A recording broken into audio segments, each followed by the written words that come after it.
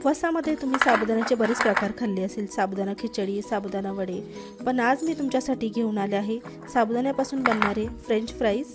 आणि यासाठी तुम्हाला साबुदाणा आदल्या दिवशी भिजवायचीही गरज नाही. अगदी क्रिस्पी आणि कुरकुरीत बनवून तयार होतात हे फ्रेंच फ्राईज. आणि हे फ्रेंच फ्राईज मी कसे बनवणार आहे त्यासाठी तुम्ही व्हिडिओ शेवटपर्यंत नक्की बघा आणि चॅनलवर नवीन असाल तर प्लीज सबस्क्राईब करा.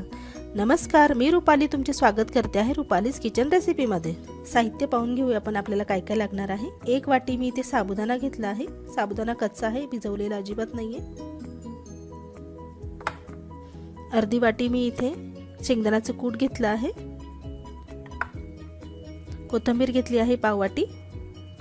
3 ते 4 मिरच्या मी मिक्सरला वाटून घेतल्या आहे. आणि 1 चमचा मी इथे जिरेपूड घेतली आहे आणि चवीनुसार मीठ. जिरेपूड ऐवजी तुम्ही जिरेही वापरू शकतात. आणि 3 मीडियम आकाराचे बटाटे उकडवून घेतले आहे.